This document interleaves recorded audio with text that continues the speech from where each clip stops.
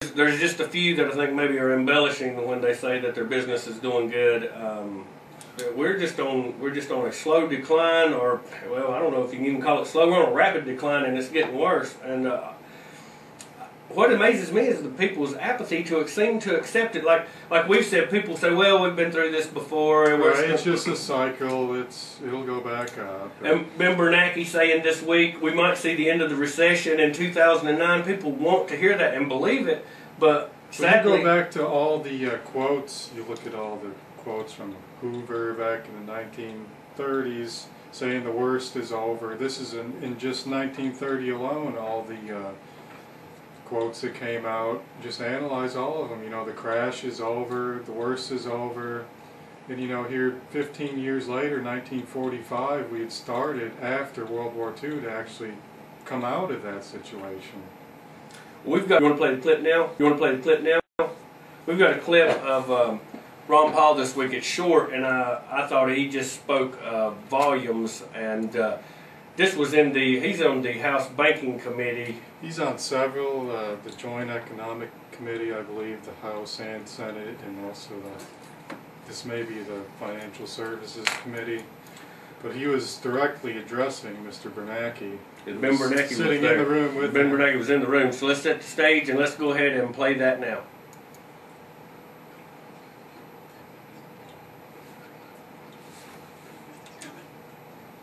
Yesterday, a report came out that said that the Consumer Confidence Index was down to 25.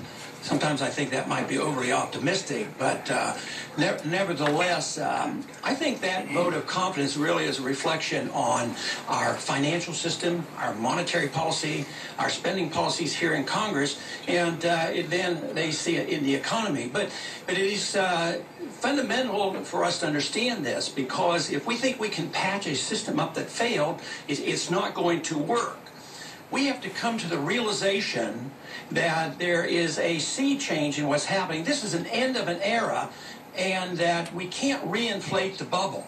Just as we devised a new system of Bretton Woods in '44, which was doomed to fail, it failed in '71, and then we came up with the dollar reserve standard, which was a paper standard. It was doomed to fail, and we have to recognize that it has failed.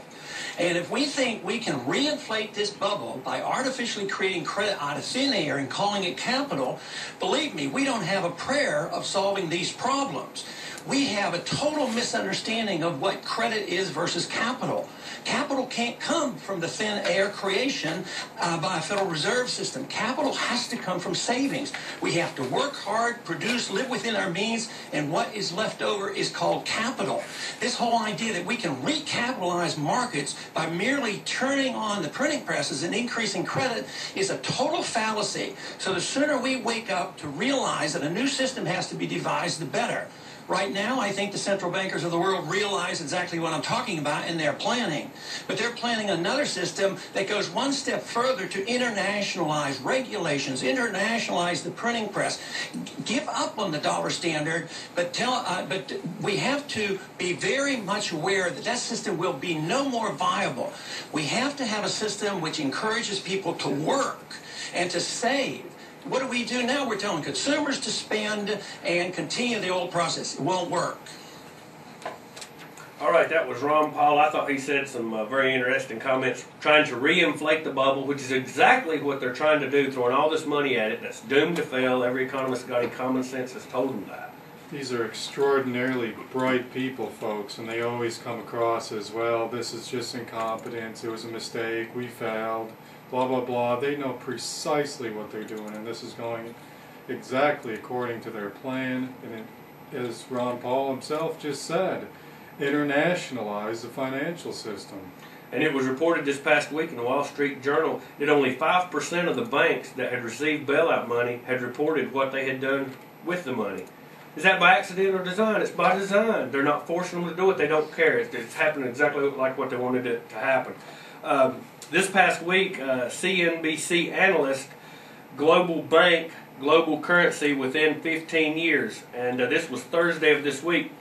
Head of the market analyst for Schneider Foreign Exchange, Stephen Gallo, told CNBC this past Thursday that the financial crisis will lead to the creation of a global central bank and a global single currency within 15 years.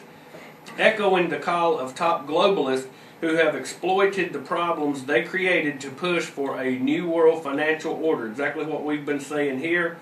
Highlighting this significance of the introduction of the euro, Gallo said that the single currency was where we are headed globally on a monetary basis over the course of the next 10 to 15 years. Personally, I think it'll be a lot quicker than that. Stating that one of the things that caused the financial crisis was an overexpansion of the money supply on a global basis, Gallo said. Over the course of the next couple of decades, central banks are going to need to pay more attention to what's going on with the global money supply rather than the money supply just in their own borders. A necessity that might call into question the need for some kind of global central bank, or a global central bank that's united by central banks for bigger monetary areas underneath a global central bank. So, as we've said here before, this economic crash is by design to centralize power, and as you have said, and I agree, the Federal Reserve Bank might become a dirty word, be abolished, to move us into what they really want us to have, a world Federal Precisely, Reserve. the New World Order can utilize our movement against us. Yes. That they can actually join and say, yeah, you guys are right, the Federal Reserve System is evil, we need to get rid of that. And we're going to replace it with what we wanted to give you anyway, in the first place, a world financial New World Order facility, which is what we're going to be moving toward. This guy's saying 10 to 15 years, I would say 2 years. And what I always urge everyone to do is look at this from the perspective of the global elite. Don't look at it from our perspective down here at the bottom of the pyramid. Yeah. Analyze it from their perspective, and when you do that, all the dots connect. It all makes sense. Why our borders are wide open, the assimilation of cultures. That's leading us straight into a global system. Our website is therealnewsradio.com. Anytime we play clips like this on the radio, you can go to our website and watch them for yourself. Sometimes we don't play them in their entirety. We are going to take a break, come back with a little bit more news, and then we will go to the phones before we go off the air. This is The Real News here on WSIC 1400, WDSL 1520.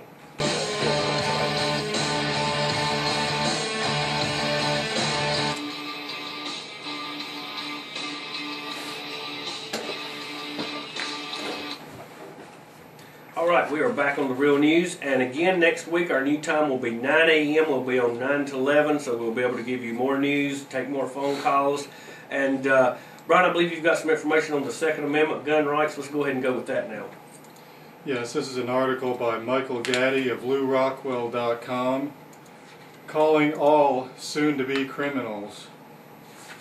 As predicted here, the Obama administration intends to put a new assault weapons ban on the fast track. Those of us that believe in the Constitution of the United States and our inherent right to protect ourselves, our families, and our property will soon be forced to choose between our beliefs and our support for a corrupt, liberty-destroying government. In short, in their eyes, we will become criminals. Attorney General and race baiter Eric Holder erroneously believes a new assault weapons ban would stop the flow of guns into the hands of drug smugglers in Mexico. If he can't, with all the power of the state, stop the flow of drugs into this country, can he really believe an assault weapons ban would keep firearms out of the hands of millionaire drug cartels who have no regard whatsoever for current laws? Ludicrous. Mr. Holder cares not if criminals have guns. He just wants to make sure those of us who love liberty are totally disarmed and unable to protect what little property they have left. Soon we will hear from the state who possesses firearms are somehow latent racist. Actually, James Wolcott, blogging at Vanity Fair, wrote the following. No wonder so many would-be Wolverines and the right blogs are talking about stocking up on assault rifles and ammo. They've got ransackers running wild in their imaginations, too. I urge these people to confront their racial fears. End quote.